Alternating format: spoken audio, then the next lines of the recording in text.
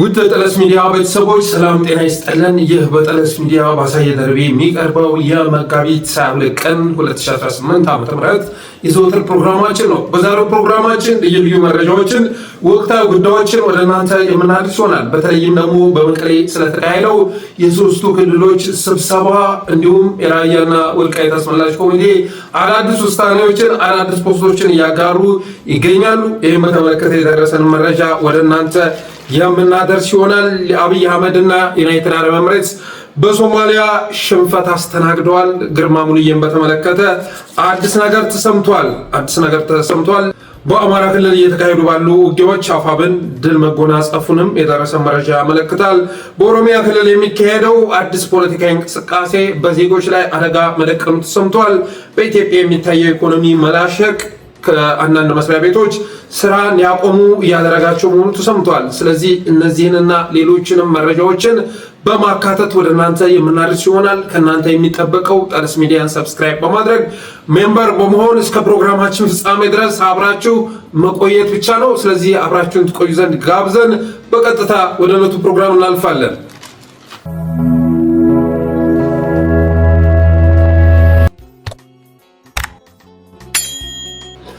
የመጀመሪያው ርዕሳችን በመቀሌ የተካሄደውን መድረክ ይመለከታል። በመቀሌ የአፋር ኃይሎች፣ የአማራ ኃይሎች እና የትግራይ ኃይሎች ስብሰባ ማካሄዳቸውን ሰምተናል። የመጀመሪያው ስብሰባ በመቀሌ ተካሂዷል። ይኸውም ስብሰባ የህልውናችን ዋስትና የህዝቦች ትስስርና ትብብር ነው በሚል ርዕስ መካሄዱን የደረሰ መረጃ ያመለክታል። በመድረኩ ላይ በጣም የሚገራረሙ ሀሳቦች ተንጸባርቀዋል። የፌዴራል መንግስት ለሰላም መስራት ሲገባው ለማለያየት እየሰራ ነው። ሰሜኖችን በማለያየት ሰሜኖችን በማዋጋት ስልጣን ላይ ለመቆየት እየሞከረ ነው ተብሏል። እስኪ ቪዲዮውን ቀንጨብ አድርጌ ካሳየኋችሁ በኋላ ወደ ማብራሪያው የምንመለስ ይሆናል።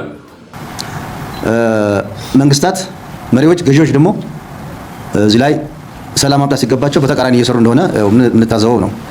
የቀን ተቀን ውላችን ነው። በሰቆቃ ነው እየኖረ ያለው ህዝቡ። ስለሆነም ይሄ መከራ መቆም አለበት። ምን እናድርግ? ህዝቦች ይሁላ መከራ የደረሰባቸው ዝም ማለት ነው ያለባቸው ወይ የሚለው ትልቅ ጥያቄ መጠየቅ አለበት። ዝም ማለት አለብን? መነጋገር የለብንም? መተባበር የለብንም? መገናኘት የለብንም? መድረክ መፍጠር የለብንም? ዝም ማለት ያለብን ያለቅን፣ የጠፋን፣ የተበታተን፣ የተሰደድን፣ የተራብን፣ የሞትን መቆጠባም በሌላ መንገድ በጣም የተቸገርን ዝም ማለት ነው ወይ ያለብን የሚለው ነገር መመለስ ያለብን ይመስለኛል። የበፊት ታሪካችን እንደምናውቀው በትብብር ብዙ ነገር ሰርተናል አይደለ? ብዙ በዓለም የምታወቅበት ብዙ በርካታ ነገሮችን ሰርተናል። በሰላሙም በልማቱም ጠላት በመከላከልም ብዙ ነገር ተሰርቷል በዚህ ሀገር ላይ። ስለዚህ ያ ትብብር ያስፈልጋል። ስለዚህ መጥታችኋል። ይሄ እንደ አንድ ጅምር ወስደን ተነጋግረን ተመካክረን ምን ላይ በጋራ እንስራ። አሁን ዛሬ ትኩረት የምናደርግበት የጋራ ጉዳይ ነው። የጋራ ጉዳይ ደግሞ የሰላም ጉዳይ ነው። ሰላም እንዴት እናምጣ? በምን መልኩ ብንሰራ በጋራ ብንሰራ ነው ሰላም ማምጣት የምንችለው? አንዱ የጦርነቱ ማባባሻ የጦርነቱ ማቀጣጠያ ሆኖ ያለው ህዝቦችና በህዝቦች መካከል አንዱን በአንዱ በማነሳሳት የሚደረግ ከፍተኛ የሆነ ጸረ ህዝብ እንቅስቃሴ ያለበት በጦርነት በመሆኑ ስለዚህ በህዝቦች መካከል ሰላም መፍጠርና ህዝብ ለህዝብ እንዲግባባ ማድረግ እንዲረዳዳ ማድረግ አንዱ ጦርነት የማስቀሪያና ሰላም የመፍጠሪያ ትልቅ ቁም ነገር በመሆኑ ይህን ተከትሎ ብዙ ኢኒሼቲቭ የወሰዱ ወገኖች በተለያየ መድረክ ሲያቀርቡ እና የተለያዩ ህዝቦች ግንኙነት ዙሪያ ብዙ እንቅስቃሴዎች ሲያደርጉ አይተናል። ይሄ አንዱ የዛ አካል ነው። ህዝብ አጥፊ ጦርነት ወይም ጄኖሳይዳዊ ጦርነቶች የሁለንተናዊ ቀውሱ ማሳለጫ መሳሪያዎች፣ የስልጣን ማስጠበቂያ፣ የስልጣን ማግኛ መሳሪያ መሆናቸው ሂዱ ጥርግ በሉ መሄድ ትችላላችሁ ከማለት አልፎም እንሄድ የትግራይ ህዝብ ወጥቶ ኢትዮጵያን ጠልቶ እንዲወጣ አገር ያደለችን የሚል ስሜት እንዲሰማው ሆን ተብሎ ማንኛውም አይነት ሲስተማቲክ ማጥቃት ይካሄዳል። ተመሳሳይ ጥቃት ኦሮሚያ ህዝብ ላይ ማለት ከዛ አልፎ ደግሞ አሁን የምንመለከተው ያለፉት 3 ዓመታት ኦፍ ኮርስ ቀደም ያለ ሲወጣ ሲወርድ ይሄ ስርዓት ከመጣበት ጀምሮ የተጠናከረ የመጣ ነገር ግን ባለፉት 3 ዓመታት የምንመለከተው ደግሞ የአማራ ህዝብ ላይ ተመሳሳይ በአማራ ህዝብ ላይ የሚደረገው የዕለት ተዕለት አጠቃላይ የሀገሪቱ የስርዓቱ ሰራዊት በዛ ህዝብ ላይ ዘምቶ ምን እየሰራ ነው ያለው የሚለው ነገር በየዕለት የምንሰማው ዜና ነው። በጋራ አገር ገንብተው አገር ጠብቀው እስከዛሬ የመጡና የኖሩ ነፃ የምትባል ሀገር በአፍሪካ አለች የምትባል ሀገር ያለቻቸው በጋራ ያቆሟት ማለት ነው። እነዚህ ህዝቦች እርስ በርሳቸው እንዲጠራጠሩ፣ እንዳይገናኙ፣ ግንኙነታቸው እንዲላላ፣ እንዲመረዝ የመጠፋፋትና የመገዳደል እንዲሆን የቂምና የበቀል እንዲሆን የማድረግ ስራ ተሰርቷል።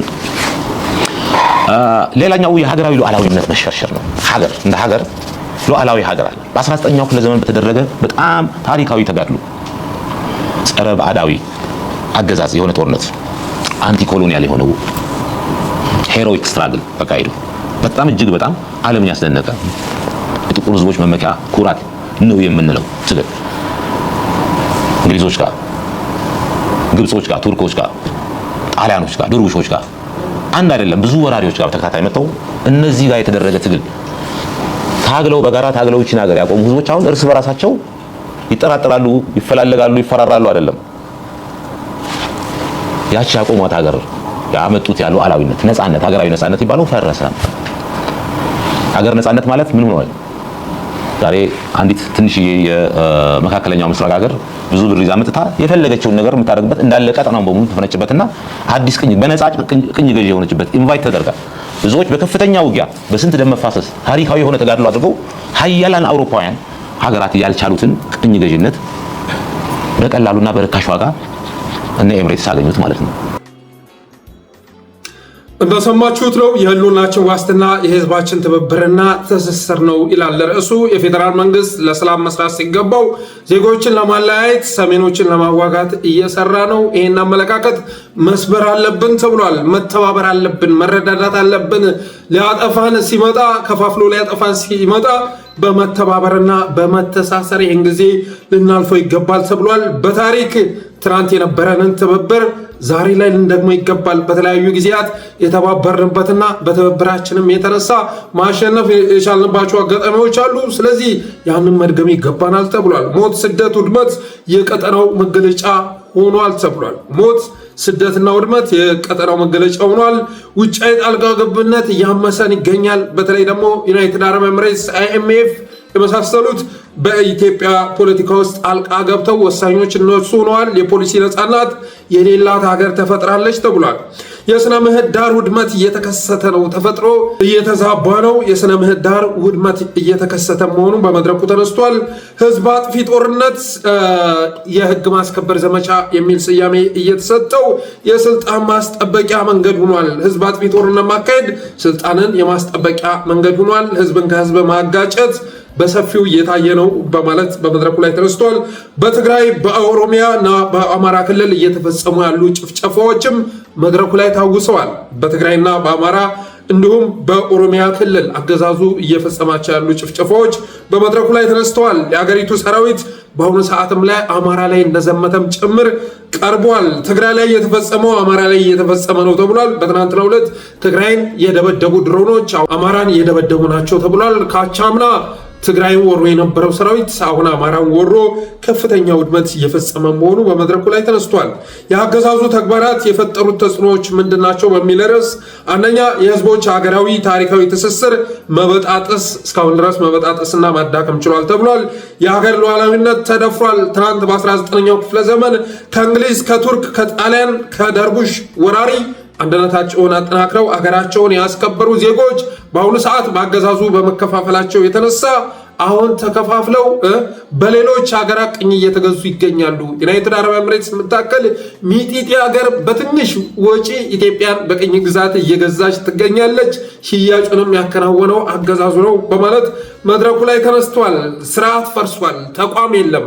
አሁን ላይ ስርዓት ፈርሶ የአንድ ግለሰብ ፋንታሲ የሚፈጸምባት ሀገር ሆናለች ኢትዮጵያ ተብሏል። በመድረኩ ላይ ያን ግለሰብ ፋንታሲ የሚፈጸምባት ሀገር በአጋጣሚ የሆነ ህንፃ አይቶ ይሄ ህንፃ አያምርም አፍርሱት የሚል ትእዛዝ ከሰጠ ህንፃው የሚፈርስባት ሀገር ሆናለች በማለት በመድረኩ ላይ የተነሳበት ሁኔታ ነው ያለው።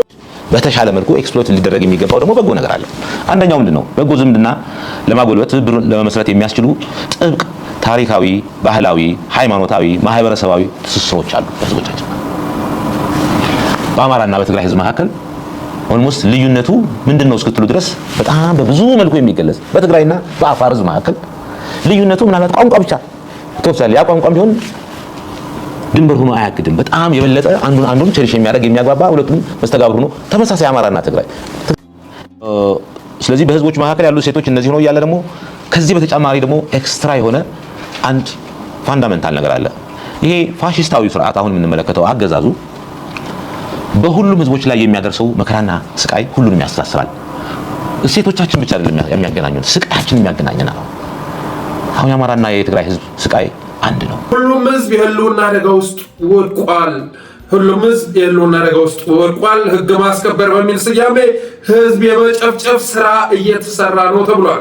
መፍትሄና እድልን በተመለከተ ያሉ መልካም እድሎችን እና መፍትሄዎችን በተመለከተ ትብብር ለመመስረት የሚያስችል ታሪካዊ፣ ባህላዊ፣ ሃይማኖታዊ፣ ማህበረሰባዊ ትስስር ያለ መሆኑ እንደ መልካም አጋጣሚ የሚታይ ነው ተብሏል። የጋራ እሴቶች አሉን። ፍትሐዊነትን እንፈልጋለን። ሁላችንም በስርዓት ውስጥ መተዳደር እንፈልጋለን ተብሏል። ፋሽስታዊ አገዛዝ የደቀነው አደጋ ራሱ አብረን ለመስራት የሚያስችለን ነው ተብሏል። ፋሽስታዊ አገዛዝ ትናንትና በትግራይ ከዛ በአማራ በኦሮሚያ በተለያዩ ክልሎች ላይ የደቀነው አደጋ የጋራ ስቃያችን አብረን ለመስራት የሚያስችለን ነው ተብሏል። ሁሉም ህዝቦች የስርዓቱን ባህሪ ተረድተው መናበብ መጀመራቸውም እንደ መልካም አጋጣሚ የሚታይ መሆኑ ተነስቷል። ሁሉም ህዝቦች አማራም፣ ትግራይም፣ አፋርም ሌሎችም ብሔር ብሔረሰቦች የዚህን አገዛዝ ባህሪ ተረድተው መናበብ መጀመራቸው እና ሴራው ውስጥ ወጥመድ ውስጥ አልገባም ማለታቸው ይህን እንደ መልካም አጋጣሚ የሚታይ ነው ተብሏል። ስለዚህ በቀጣይ ከሃይማኖት አባቶች፣ ከምሁራን፣ ከሙያ ማህበራት፣ ከሲቪክ ማህበራት፣ ከሚዲያዎች፣ ከአክቲቪስቶች እና አርቲስቶች፣ ከታዋቂ አዋቂ ሰዎች በጣም በርካታ ነገር እንደሚጠበቅ በመድረኩ ላይ ተነስቷል። ህዝብና ህዝብን የማቀራረብ ተግባር በነገራችን ላይ መድረኩ የአማራን፣ የአፋርን፣ የኤርትራንና የትግራይን ህዝብ የማቀራረብ መድረክ ነው። ስለዚህ በቀጣይ የሃይማኖት አባቶች ኃላፊነታቸውን ሊወጡ ይገባል። ምሁራን የድርሻቸውን ሊወጡ ይገባል። የሙያ ማህበራት፣ ሲቪክ ማህበራት፣ ሚዲያዎች፣ አርቲስቶች፣ ታዋቂ ሰዎች ሁሉም የድርሻቸውን ኃላፊነት በመውሰድ ሶስቱ ህዝቦች የሚቀራረቡበትን መንገድ መፍጠር አለባቸው ተብሏል። ይህም መድረክ በሌሎች ቦታዎች ላይ በርካታ ህዝብ ባሳተፈ መልኩ በርካታ ኤሊት ባሳተፈ መልኩ በተለያዩ ቦታዎች ላይ በቅርቡ እንደሚካሄድ የተደረሰ መረጃ ያመለክታል። ይሄ መቼስ ትልቅ እምርታ ነው። ትልቅ እምርታ። ትናንትና አማራ ላይ የሚቀረቀረው ትግራይን የሆነ ነገር ስለማድረግ ነበር። ትናንት ትግራይ ላይ የሚመከረው የፌዴራሊስት ኃይሎች በሚል ስያሜ አማራ ላይ ነበር የሚመከረው። ዛሬ በመቀሌ የአማራ ህዝብ ችግር ሲዘረዘር ማየት በእጅጉ ያስደስታል። በተመሳሳይ መልኩ አማራ ምድርም ላይ አሁን ትግራይ ላይ የሚፈጸም ነገር የሚያሳስበው ትውልድ ተፈጥሯል። ስለዚህ በአጭር ጊዜ ውስጥ አገዛዙ የደቀነብን አደጋ ወደ ጸጋ ቀይረን በዚህ ልክ መቀራረብ መጀመሪያችን ይበል የሚያሰኝ ነው። መቼም ይሄን ሲመለከት አገዛዙ እንደሚደነብር ጥርጥር የለውም።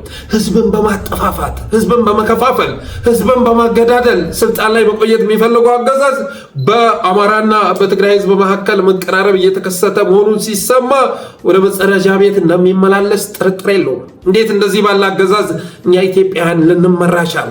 እንደዚህ ባለ የወደቀ አገዛዝ፣ የፋሽስታዊ አይምሮ ባለው አገዛዝ ህዝብን በመከፋፈል የራሱን ሀገር ህዝብ በማገዳደል ስልጣን ላይ መቆየት ይችላል ብሎ የሚያስብ አረማዊ አገዛዝ እስካሁን ድረስ ራሱ ሊገዛን የቻለው በእኛ መዳከም የተነሳ ነው፣ በእኛ ድክመት የተነሳ ነው። ከዚህ በኋላ ግን ይሄ ሁኔታ የሚቀጥልበት አግባብ የለም። በእርግጠኝነት እነግራችኋለሁ፣ ምርጫውን ሳያካሄድ ብልጽግና ይገረሰሳል።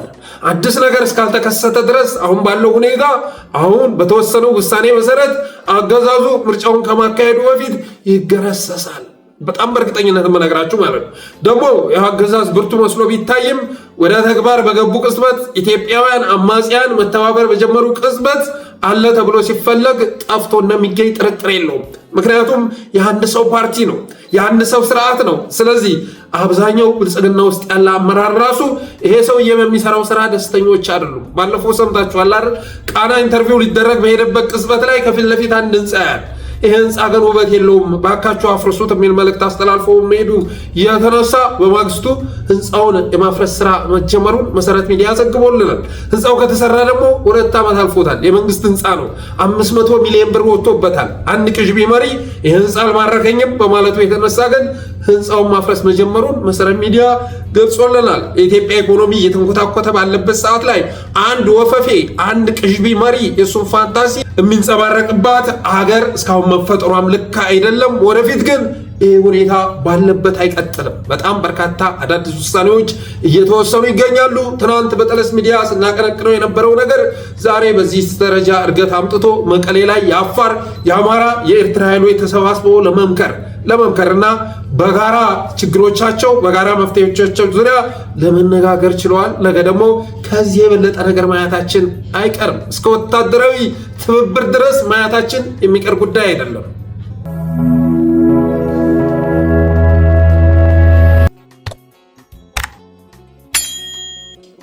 ሌላኛው ርዕሳችን የአብይ አህመድና የዩናይትድ አረብ ኤምሬትስ ፕሮጀክትን በሶማሊያ ይመለከታል።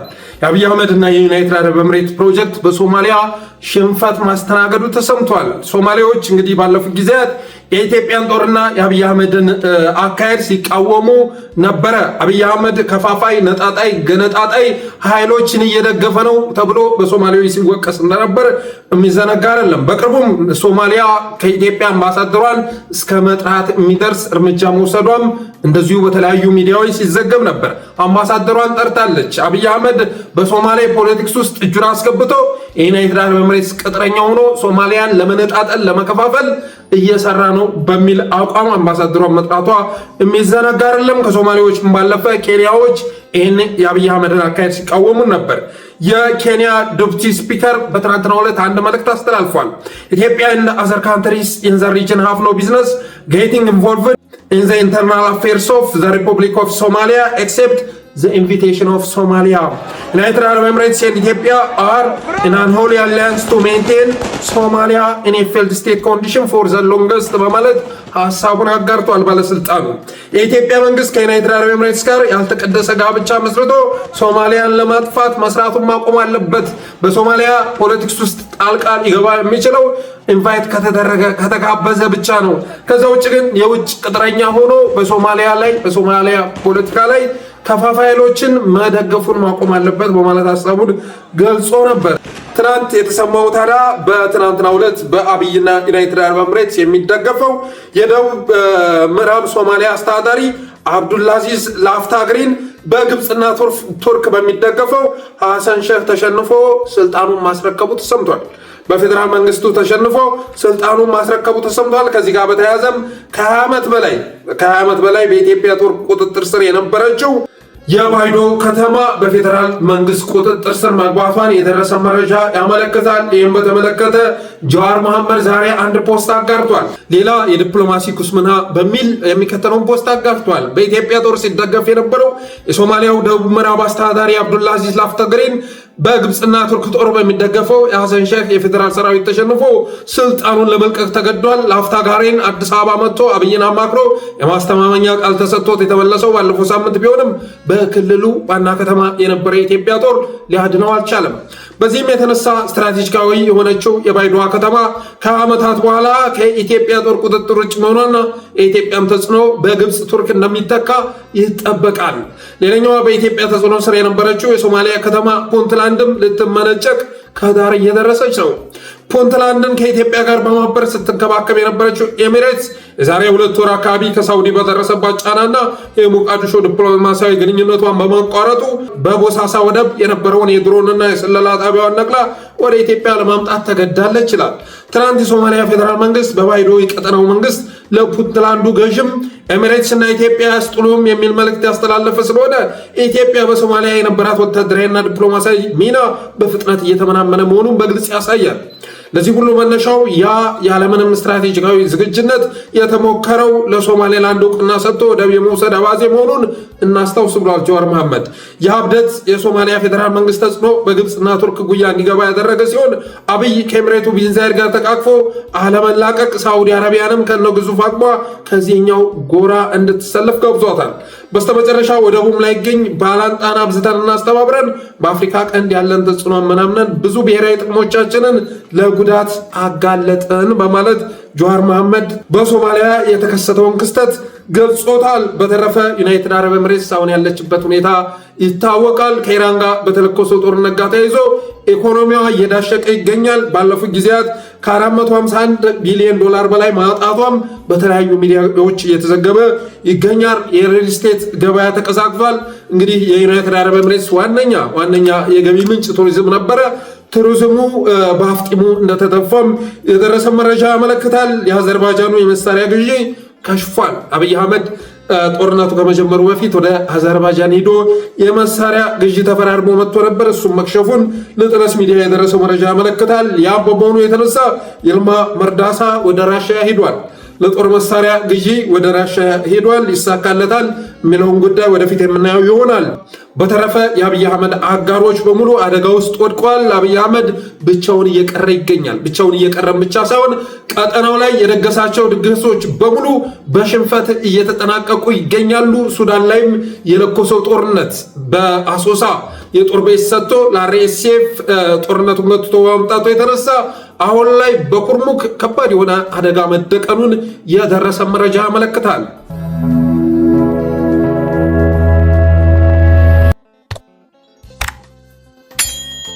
ሌላው የወልቃይት አስተዳዳሪም ፖስት ይመለከታል። ትናንትና እኩለ ሌሊት አካባቢ አንድ ፖስት አጋርቷል። ያም ፖስት ብዙዎችን እያነጋገረ ይገኛል።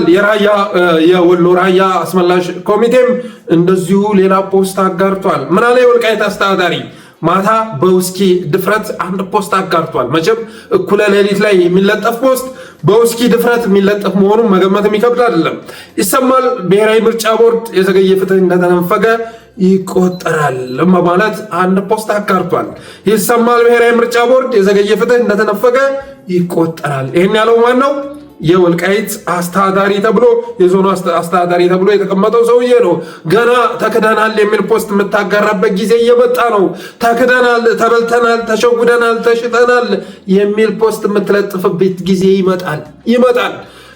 ለአብይ አህመድ እስካልገበርክ ድረስ እሱ የሚልህን ተግባራዊ እስካላደረግክ ድረስ ያመጣውን ውሳኔ ሁሉ እየተቀበልክ ጫማው ስር እስካልተደፋህ ድረስ ገና ብዙ ነገር ታያለህ። የብልጽግና የሳይበር ሚሊሻ ገና ይዘምትብሃል። ይህም ፖስት በማጋራት የተነሳ ምን እየሆንክ ነው አቶ ከሌ? ምን እየሆንክ ነው? ስም አንጠራም። ባለፈው 5 ፖስት ስላስወረዱ ስም አንጠራም። ስለዚህ ነገ የብልጽግና የሳይበር ሚሊሻ ይታሰርልን፣ እርምጃ ይወሰድልን የሚል ፖስት ሲያጋሩ ትመለከታለህ። ገና ተክደናል፣ ተበልተናል፣ ተሸውደናል፣ ተሽጠናል እያልክ ባህን እያንጠባጠብክ ትመጣለህ። አብይ አህመድን መከተል እጣ ፈንታው ይሄው ነው። አባይን ብከተል ሰጠኝ ለፈርዖን፣ መጨረሻው ህመም አንቺ አፍቃሪ መሆን እንዳለው ሮፍናን አብይን መከተል መጨረሻው ህመም ነው። መጨረሻው ስቃይ ነው። መጨረሻው ጸጸት ነው። መጨረሻው ህመም ነው። ይህን ስንናገር ቆይተናል። ዛሬ ማልቀስ ተጀምሯል። ምን ተወስኖ ነው? ምርጫ ቦርድ ምን አይነት ውሳኔ ወስኖ ነው? የተያዘው ምርጫ ተሰረዘ እንዴ? ያ በደስታ ሰላማዊ ሰልፍ የተወጣለት ከፌዴራል መንግስቱ ጋር ከአብይ አህመድ ጎን ተሰልፈን ወደ ከፍታ እንደምንሄድ አንጠራጠርም የተባለለት የምርጫ ቦርድ ውሳኔ ተሻረ እንዴ? ምን ተከስቶ ነው? የዘገየ ፍትህ ምናምን እየተባለ መዘብዘብ የተጀመረው ምን ተፈጽሞ ነው? አማራን የካደ መጨረሻው እንደዚህ ነው ጌታዬ፣ እንደዚህ ነው። ገና ትታሰራለህ፣ ገና ትሸፍታለህ፣ ገና ካልቀበርክ በስተቀር ብዙ ነገር ያጋጥመሃል። የብልጽግና የሳይበር ሚኒሻ ዛሬ ይችን ፖስት ለጠፍክ ብሎ ምን እየሆንክ ነው? ይሄ ነገር መስተካከል አለበት። ይሄን በውስጥ መከሩ። አደባባይ እንደዚህ አይነት ነገር መጻፍ ልክ አይደለም። ለእናንተ ብዙ ዋጋ እየከፈልን እኮ ነው። አሁን ላይ እኮ የፌዴራል መንግስቱ አጣብቂኝ ውስጥ የወደቀው እናንተ ጥያቄ መመለሱ እኮ ነው ምናምን እያሉ ሲዘበዝቡ ያያችኋቸው ካድሬዎች ነገ ይታሰሩልን፣ ይሰቀሉልን እያሉ ሲጮሁ ማያታችሁ አይቀርም። መፍትሄው ከአማራ ፍላጎት ጋር የራስን ፍላጎት ማጣጣም ነው ጌታዬ። ከኢትዮጵያ ፍላጎት ጋር የእናንተን ፍላጎት ማጣጣም ነው። አሁን አገር አፍራሽን ስርዓት አገር የሚታደግ ነው በማለት እየደገፋችሁ ትገኛላችሁ። የቀጠናው ኃይሎች ሲተባበሩ መሀል ላይ የሆነች ቁራጭ መሬት ላይ ተሰባስበ ከወድድ ጋር እሰራለሁ ከማይጎራበት ጋር ማለት ነው እሰራለሁ ማለትህ ወደፊት ዋጋ የሚያስከፍል ስለሚሆን ይሄኔ አቅጣጫህን መቀየር፣ ፍላጎትን ከአማራ ፍላጎት ጋር ማጣጣም፣ ከኢትዮጵያ ፍላጎት ጋር ማጣጣም ነው የሚጠቅምህ። ከሀገር አፍራሽና ጸረ አማራ ኃይል ጋር አለመተባበር ነው ጠቃሚው ነገር። ቢረፍድም ሳይመሽ ጸረ ወድድ ንቅናቄን መቀላቀል ነው አዋጩ ነገር። ወልቃይት የአማራና የትግራይ ህዝቦች የሚጠፋፉበት ቦታ ሳይሆን አብረው የሚኖሩበት ነው በሚል አቋም ችግራችንን ተነጋግረን እንፈተዋለን። በወልቃይት ጉዳይ ላይ ኦህዴድ ወሳኝ ሆኖ አንድ ጊዜ ምዕራብ ትግራይ እያለ፣ አንድ ጊዜ አማራ እያለ፣ አንድ ጊዜ በጌምድር፣ አንድ ጊዜ ወልቃይት እያለ ሊያምታታበት አይገባም የሚል ቁርጠኛ ውሳኔ መወሰን ነው የሚጠቅመህ። እስካሁን ድረስ ብዙ ዋጋ አስከፍልሃል። ከሁመራ የሚነሱ ድሮኖች ብዙ ጀግኖችን በልተዋል። ከአንተ ቀጠና የሚነሳ መከላከያ ተንደርድሮ እየመጣ ብዙ ጥፋት ሲያደርስ ነበር። ከዛም ባለፈ የተከዜን ዘብ ከሌሎች ኃይሎች ጋር በማቀናጀት በ3 ዞኖች ላይ የመጥረግ ዘመቻ እናካሄዳለን እስከ ማለት ሁሉ መድረስ የሚዘነጋ አይደለም። በሱ ጉዳይ ላይ ስትመክርም ከርመሃል። አሁን ላይ ግን ኦህዴድ ከዳ መሰለኝ ማልቀስ ጀምረሃል። ስለዚህ መፍትሄው ኦህዴድ እየተደራደረ መሆኑን አምኖ መንቀሳቀስ ነው። ሰሞኑን ስኳድ የመሳሰለው ቡድን ርዕስ ያደርገው ባይታይም ኦህዴድ ያልተሳካ የከሸፈ ድርድር ለማድረግ ሞክሯል። ያ ድርድር ደግሞ የከሸፈው የትግራይ ወገኖች ከአንተ ጋር የምናደርገው ድርድር የለም፣ አንተ ጋር ተደራድረን የምናስመልሰው የትግራይ ጥያቄ የለም ብለው አቋም በመያዛቸው ነው እንጂ እሱማ አባቴ ራሱን መታደግ እስከቻለ ድረስ እንኳን ያንተን ወልቃይት ይቅርና ኢትዮጵያን ለፈለገው ኃይል አስረክቦ ስልጣኑን ማስጠበቅ ይፈልጋል አብይ አህመድ። ስለዚህ ይህንን በመረዳት እስካሁን ድረስ ብዙ ጥፋት አድርሰናል። አሁን ከቀጠናው ኃይሎች የራቀ እንቅስቃሴ ማድረግ አይገባንም። ቀጠናው ወደሚሄድበት አቅጣጫ መሄድ አለብን የሚል ውሳኔ መወሰን ነው የሚጠቅመው። ሌላው ኃይሉ አበራ የወሎ ራያ አማራ ማንነት ወሰን አስመላሽ ኮሚቴ ሰብሳቢ ከኃላፊነት ራሱን ማግለሉን አሳውቋል። እሱም በተመሳሳይ ምን እንደሰማ ባይገልጸንም ቀጠናው ላይ የሚሰራው ፖለቲካ ደስ የማይል በመሆኑ የተነሳ ደስ የማይል ውሳኔ፣ ተግባራዊ የማይደረግ ውሳኔ እየተላለፈ በመሆኑ የተነሳ ከኃላፊነት ራሴን አግልያለሁ። ከዚህ በኋላ የራያ አማራ ማንነት የህዝብ ጥያቄ ስለሆነ የኛ የሰብሳቢዎቹ ሚና አስፈላጊ አይደለም። ስለዚህ ራሴን ከኃላፊነት ማግለሌን አሳውቃለሁ በማለት ቅጩን ተናግሯል። ይህ ሁኔታ ምንድነው የሚያሳየው? ኦህዴድ አካባቢውን እየቆመረበት መሆኑን ነው። ዛሬ የሰቲት ሁመራ ዞን አስተዳዳሪ የሚሆን የራያ አማራ ማንነት አስመላሽ ኮሚቴ አወጣው መግለጫ የሚያሳየው ኦህዴድ እየሰራውን ያለውን ቁማር ነው። ኦህዴድን የተከተለ መጨረሻው በክህደት ነው የሚጠናቀቀው። አሁንም ቢሆን አልረፈደም። አካባቢዎቹ የአማራና የትግራይ ህዝብ የሚጠፋፋባቸው ሊሆን አይገባም። ከኢትዮጵያ ተጠራርገን እየጠፋን ነው።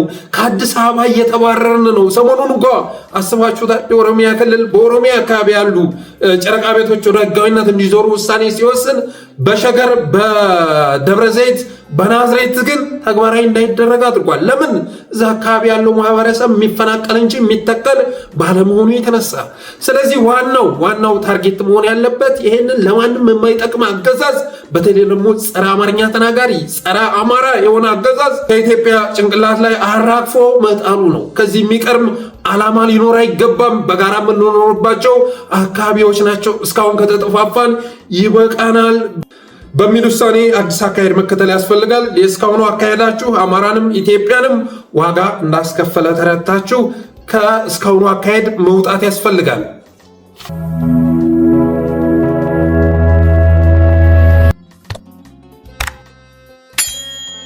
ሌላኛው ርዕስ የግርማ ሙሉዬን እጅ መስጠት ይመለከታል። ግርማ ሙሉዬ በትናንትናው ዕለት እጅ ሰጥቷል።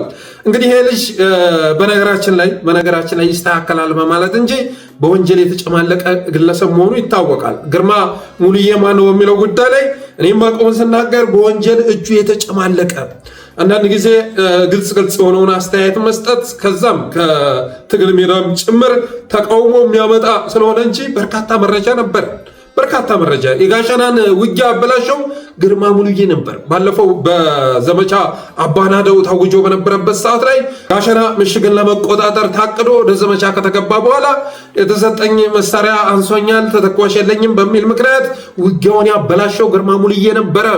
በወቅቱም የተናደዱ አርበኞች እርምጃ ወስደው ጠባቂዎቹ ላይ ጉዳት መድረሱ የሚዘነጋ አይደለም።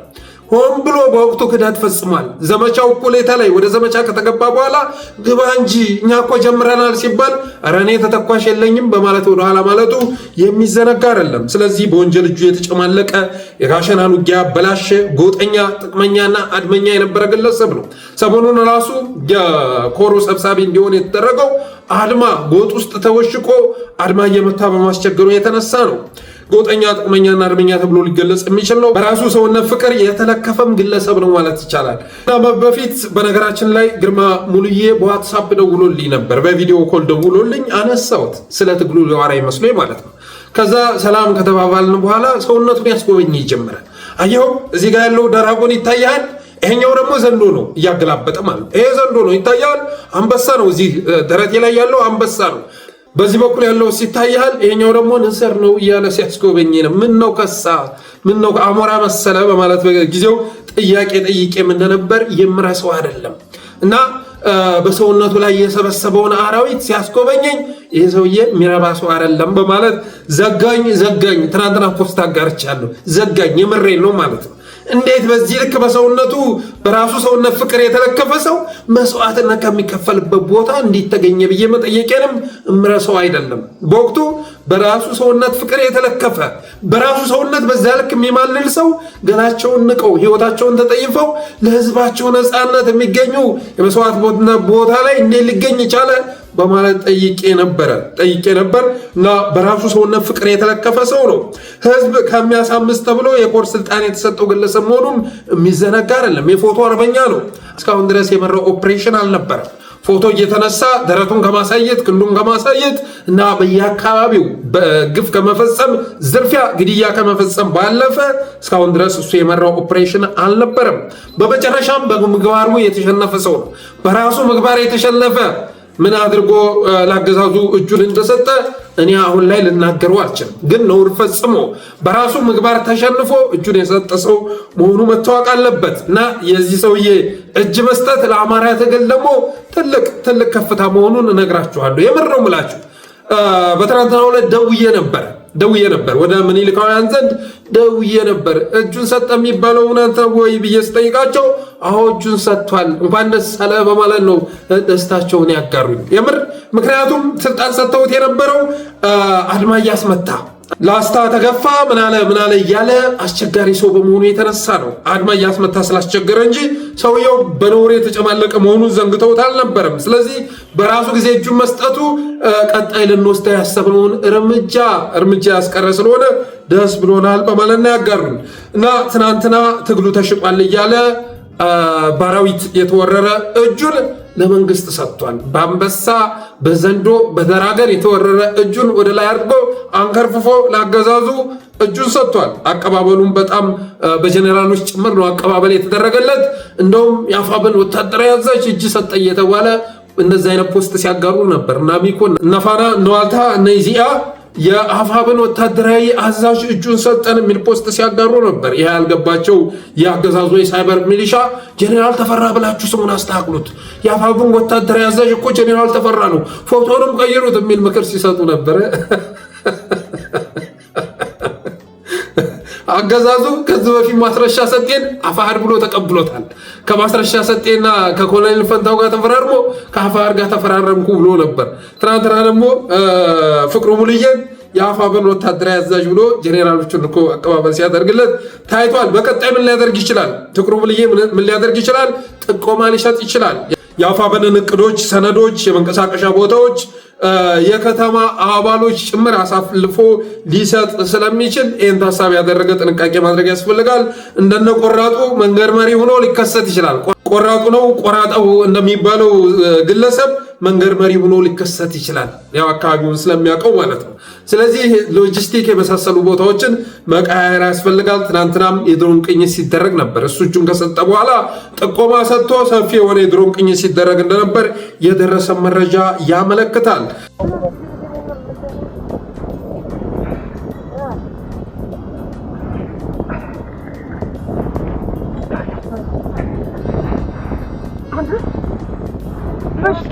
شرط ومتشادر عندك شرط ولا درني مان የዝናብ ስሮኝ ነበር የሚያስፈልግ እንግዲህ እንደዚህ እያለ ነው እየታገለ ያለው አለቃ ፍቅር ያያችሁ ነው ለአማራ ህዝብ ነፃነት ብሎ በዱር በገደል ዝናብ ረሃብ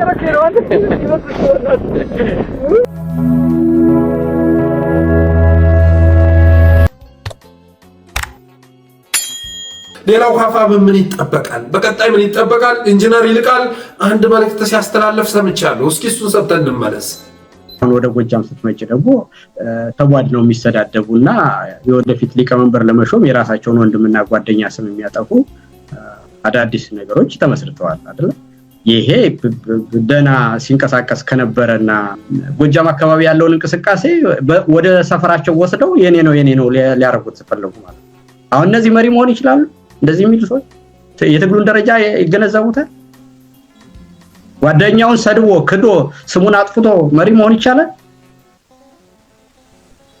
እና ይሄ ደግሞ አንድ ድርጅት በመሰረቱ ውስጥ ማለት ይሄ ደግሞ ያሳፍረኛል ማለት ነው ወሎ አካባቢ ብዙ የተለየ ነገር አልሰማም ማለት ነው እንዴ የማያውን ነገር በሌላው ግን ጎንደር ላይ ደግሞ ተሰባስበው አንድ ነገር የመፍጠር ነገራቸውን ይሄዱም መለስም ሄድም ይያሉ እንደሆነ ግን በወታደራዊ ማጥቃትና ወታደራዊ ተልኳቸውን በመፈጸም ረገድ የጋራ መተባበር እንዳለ አመራራቸውን ግን አለመምረጣቸውን አያለው በአጠቃላይ ይሄ ምንድነው በአፋብን ውስጥ ያለው ነገር ቁልቁል ወደታች ወርዶ አደረጃጀቱ ታች ድረስ አለ ማለቁን የሚያሳይ ስለሆነ በዚህ ሂደት ውስጥ እንግዲህ አመራሩ እዚህ ላይ ቁርጠኝነት ያንሳል ኢንጂነር ይልቃል የተናገረው እንደሰማችሁት ነው አካሄድ መገምገም ያስፈልጋል መከፋፈል ማቆም ያስፈልጋል በስልጣን መቦጣቦጥን ማቆም ያስፈልጋል አሁን ላይ በተለያዩ ቦታዎች የሚታየው አዝማሚያ ደስ አይልም በተለይ ደግሞ የእዝ አደረጃጀት እየተሰራ ከመሆኑ ጋር ተያይዞ ትልቅ ምንላቸው ሰዎችም ጭምር ትንንሽ ቦታ ላይ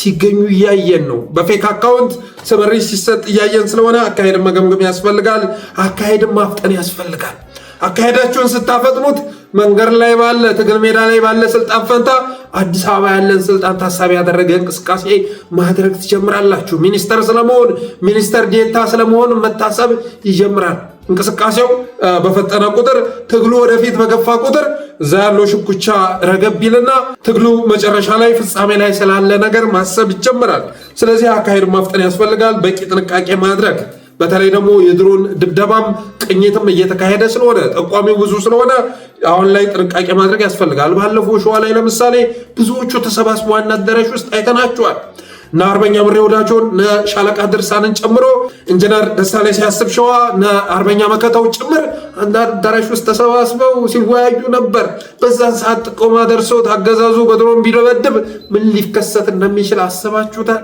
የአማራ ትግል እንዴት እንደሚንኮታኮት አስባችሁታል ስለዚህ ጥንቃቄ ኦልዌይስ አይደረግም እንጽታችሁ ይደረጋል ቢሆንስ በሚል ጥርጣሬ ጥንቃቄ ማድረግ ያስፈልጋል ትብብር ማሳደግ ይጠይቃል አሁን ላይ ያለንበት ወቅት ትብብር ማሳደግ አሁን የህዝብ ለህዝብ መቀራረቦች እያየን ነው ወታደራዊ ትብብር በግልጽ ሊካሄድ የሚገባበት ጊዜ አሁን ነው ትግራዎችም ጭምር አሁን አለጋን ጃባባቸዋል አይደለም እንዴ አፋር ክልል ተገንተው ወዶ ገብ የቀድሞ የህወሓት ኮሎኔሎች ጀነራሎች አፋር ክልል ተገንተው ትናንት ንግግር አድርገዋል በቅርብ ጊዜ ውስጥ ትግራይ ነፃ አውጥተን አካባቢውን እንቆጣጠራለን በማለት ሲናገሩ ሰምተናል በነጻርቃን የሚመራ መስተዳድር የማዋቀር ስራ እየተሰራ መሆኑ ታውቋል ስለዚህ ትብብርን ማሳደግ ያስፈልጋል ሸዋ ጎንደር ወሎ ጎጃም አደረጃጀትን ማጠናከር ቶሎ መጨረስ በአራቱም ቀጠና ላይ ያሉ የእዝ አደረጃጀቶችን ባጭሩ ቋጭቶ ማሳወቅ ያስፈልጋል ዘመነ የተናገረውን ከግምት ውስጥ ማስገባት ደግሞ ይጠበቃል ከደጋፊው ማለት ነው እንጦጦ ደረሰንም ሚከዳ አይጠፋም ያለውን እሱን ታሳቢ ማድረግ ያስፈልጋል በነገራችን ላይ እነ ፍቅሩ ሙሉዬ እጃቸውን መስጠታቸው ትግሉ እየጠራ መምጣቱን የሚያሳይ ነው ካላባ ያፈነገጡ እና የፋኖ ትግል እየከሸፈ መምጣቱን የሚያሳይ ሳይሆን ፋኖ ያሸነፈ መምጣቱን የሚያሳይ ነው ጥቅመኞች እየተሸነፉ መውጣት ጀምረዋል እስካሁን ድረስ ለአገዛዙ እጃቸውን የሰጡት ሰዎች ስትመለከቱ ጥቅመኞች ናቸው በህዝብ ትግል ላይ የራሳቸውን ድል ለመመስረት አቅደው ወደ ትግል ሜዳ ይገቡ ናቸው ስለዚህ እነሱ እየተሸነፉ እየወጡ መሆናቸውን መረዳት ያስፈልጋል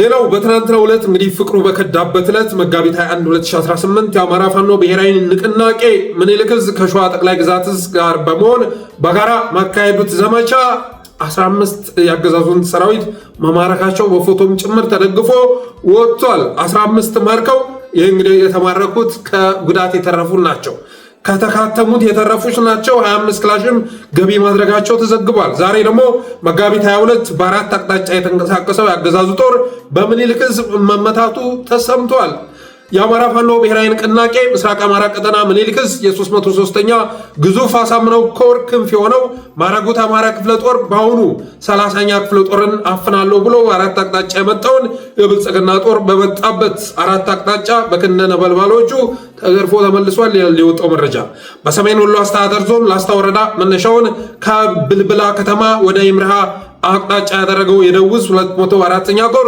38ኛ ክፍለ ጦር የጅራ ሰራዊት በጠረዛ ወርቅ አምባ ግንባር፣ ዳቢያ ግንባር፣ አራትያ ተራራ ግንባርና ገርባጤ ግንባር በአራት አቅጣጫ መጋቢት 22 2018 ዓ.ም ከጧቱ 2 ሰዓት ጀምሮ ለተከታታይ 2 ቀናት በፈጃ አውደ ውጊያ የአገዛዙ ኃይል ከፍተኛ ኪሳራ አስተናግዷል ብሏል እዙ ያወጣው መረጃ። በዚህ አውደ ውጊያ የብልጽግና ወንበር አስጠባቂ መከላከያ በጥቁር አማራ ሚሊሻዎች እየተመራ አሳዶ ለመያዝ ከበባ ለማድረግና ቀጠናውን ለማስለቀቅ ብሎ አስበው ቢመጣም ፋኖቹ ያገዛዙን ኃይል ስበው በማስገባት 16ቱን በመደምሰስ 22ቱን በማቁሰል አገዛዙ ወደ ነበረበት ቀበሮ ጉድጓድ ምሽጉ ብልብላ ተራሮች አፍሮ እንዲመለስ ተደርጓል ብሏል። በተያያዘ መረጃ ተፈራ ማሞ ክፍለ ጦር የአሁኑ 19ኛ ክፍለ ጦር አይና ከተማ ላይ በአይና ገብርኤል አቅጣጫ በመግባት መጋቢት 21 2018 ዓ.ም ከምሽቱ 12 ሰዓት እስከ እኩለ ሌሊት 6 ሰዓት የተሳካ የከተማ ኦፕሬሽን በመስራት 12 በመደምሰስ 15 በማቁሰል 10 ጥቁር ክላሽ በመማረክ የአገዛዙን ኃይል አዛብተውት ወጥተዋል ይላል የወጣው መረጃ። በሌላ አቅጣጫ ከአይና ከተማ ወደ ቋሮ ጠላት በሚንቀሳቀስበት ጊዜ ፋኖቹ ሶፋ ገብርኤል ከሚባል ቦታ ቆረጣ በመግባት አገዛዙን ኃይል ሲያርበደብዱት ውለው 24 የአገዛዙ አስክሬን መውጣቱንና 18 ቁስለኛውን ታቅፎ ወደ መጣበት እንዲመለስ አድርገውታል። እንደዚሁም በዚሁ ቀጠና የአገዛዙን ምርጫ ለማሳካት ደፋ ቀና ሲሉ የነበሩ 6 ሚሊሻዎች በቁጥጥር ስር መዋላቸውን እዙ ያወጣው መረጃ ያመለክታል።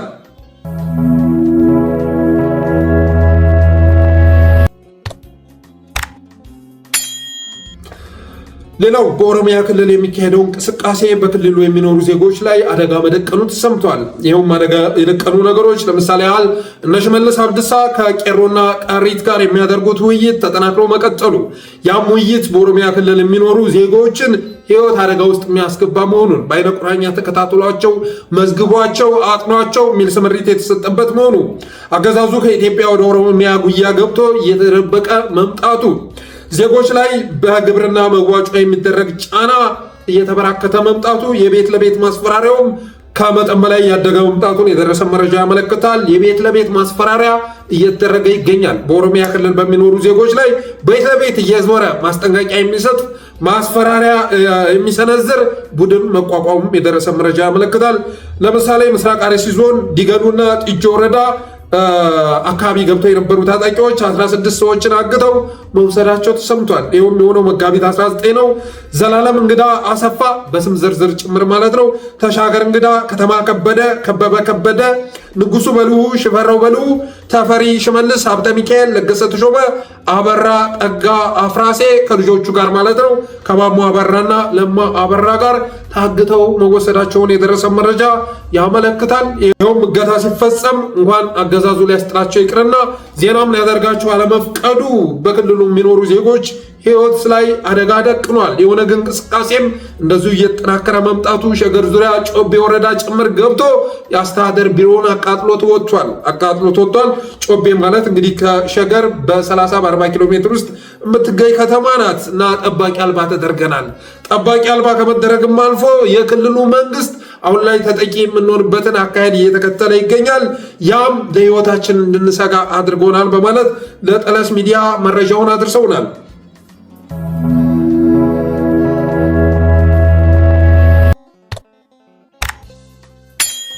በመጨረሻም በኢትዮጵያ የሚታየው ኢኮኖሚያዊ መላሸቅ፣ በኢትዮጵያ የሚታየው ኢኮኖሚካል ፕሮብሌም እየተስፋፋ መምጣቱን በተመለከተ የደረሱን መረጃዎች ወደ እናንተ ስናደርስ የነዳጅ እጥረቱ በአጠቃላይ ኢኮኖሚው ላይ ተጽዕኖ መፍጠሩን ሰምተናል። የውሃ ቦቴዎች፣ የመጸዳጃ ቤት መጣጭ መኪኖች ሳይቀሩ የመንግስት ተሽከርካሪዎች፣ የሲቪል ሰርቪስ ተሽከርካሪዎች፣ የትምህርት ቤት ሰርቪሶች ጭምር አሁን ላይ እንዳይንቀሳቀሱ መዳረጉን የደረሰ መረጃ ያመለክታል። እነዚህን ሰርቪሶች በመጠቀም አገዛዙ ህዝብን እንኳን ማጓጓዝ አልችል ብሎ የመንግስት ሰራተኛ ሰርቪሶች እና የትምህርት ቤት ሰርቪሶች አገልግሎት እንዳይሰጡና እንዲቆሙ ተደርገዋል ይላል። ፋብሪካዎችም ስራ እያቆሙ ይገኛሉ። ዳንጎቴን ጨምሮ አብዛኞቹ ፋብሪካዎች በነዳጅ እጥረት የተነሳ ስራቸውን ለማቆም መገደዳቸውን የደረሰ መረጃ ያመለክታል። ታሪከኛ ሰልፎች እየታዩ ነው። ተሽከርካሪ በተሽከርካሪ የተሞሉ ሰልፎችን እያየን እንገኛለን። ረጅም ሰልፎችን። እነዚህ ሰልፎች ወደ ተቃውሞ ሰልፍ ቢቀየሩ አሽከርካሪዎች ቢያምፁ አገዛዙን ሊገረስሱት ሁሉ ይችላሉ። ምክንያቱም በጣም ረጃጅም ሰልፎችን እያየን እንገኛለን። ሌላው አጠቃላይ ኑሮ ውድነቱም ከዜጎች አቅም በላይ ሆኖ የዜጎች ደሞዝ 1 ደርዘን ዶቭ ሳሙና መግዛት የማይችልበት ሁኔታ ቢፈጠርም ብሔራዊ ባንክ ግን ኢትዮጵያ በስኬት ውስጥ ትገኛለች የሚል መግለጫ ዛሬ አውጥቷል።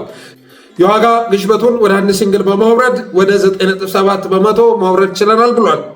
ከ7 ዓመቱ የሚበልጥ የ9.2 በመቶ ኢኮኖሚያዊ እድገት ይመዘግባል በማለት እየጎረረ ይገኛል። ኢኮኖሚው ከነሱ ቁጥጥር ውጭ ሆኖ የመጨረሻ እየደሸቀ ባለበት ሁኔታ ኢትዮጵያ በታሪኳ አይታ ማታውቀውን የኑሮ ውድነት እያስተናገደች ባለችበት ሁኔታ 1 ሊትር ነዳጅ እስከ 1 ሺህ ብር በላይ እየተሸጠ ባለበት ሁኔታ ያም ነዳጅ የመሰረታዊ የሸቀጥ ዋጋ ላይ ጭማሬ እንደሚያመጣ እየታወቀ ግን ወደ አንድ ትችት አውርጃለሁ በማለት የኢትዮጵያ ብሔራዊ ባንክ ዛሬ መግለጫ አውጥቷል። ሎው ኦፍ አትራክሽን ነው። በነገራችን ላይ የስበት ህግ ነው፣ የማደንቆር ህግ ነው ብልጽግና የሚከተለው ማደንቆር አንተ ከምታስበው በተቃራኒ የሆነ ነገር በመናገር ህዝብን የማደንቆር የማደንዘዝ የማሰልቸት አካሄድ ነው። ሌላ ትርጉም የሚሰጥ አይደለም። በተረፈ በአፋር ክልል ሰመራ አመፅ መቀስቀሱን የደረሰ መረጃ ያመለክታል። ኑሮውን አልቻልንም በሰላም እጦትም እየታመስን ነው የሚል የሰመራ ዜጎች ዛሬ አመፅ ቀስቅሰው ማርፈዳቸውን ለጠለስ የደረሰው መረጃ ያመለክታል። አገዛዙ በመላው ኢትዮጵያ አመፅ ይነሳል በሚል ስጋት አመራሩን ሰብስቦ ከተሞች ላይ ትኩረት እንዲያደርጉ ኦሪየንቴሽን መስጠቱንም ሰምተናል። ህዝቡ ይንቀሳቀሳል ተብሎ ባይታሰብም አገዛዙ ግን የኢትዮጵያ ህዝብ ወደ አመፅ የሚገባበት ጊዜ አሁን ስለሆነ በዋናነት ከተሞች ላይ ትኩረት አድርጋችሁ ስሩ፣ ከተሞች ውስጥ ያለን የጸጥታ ኃይል አጠናክሮ በማለት ኦሪየንቴሽን መስጠቱን የደረሰን መረጃ ያመለክታል። በተረፈ የዛሬ ፕሮግራማችን ይህን ይመስል ነበር። አብራችሁን ስለቆያችሁ እናመሰግናለን። ከመውጣታችሁ በፊት ጠለስ ሚዲያን ሰብስክራይብ አድርጉ፣ ሜምበር ሁኑ፣ ስቲከሮችን አበርክቱ በማለት የዛሬ ዝግጅታችን እንቋጫለን። እናመሰግናለን። ክበሩልን።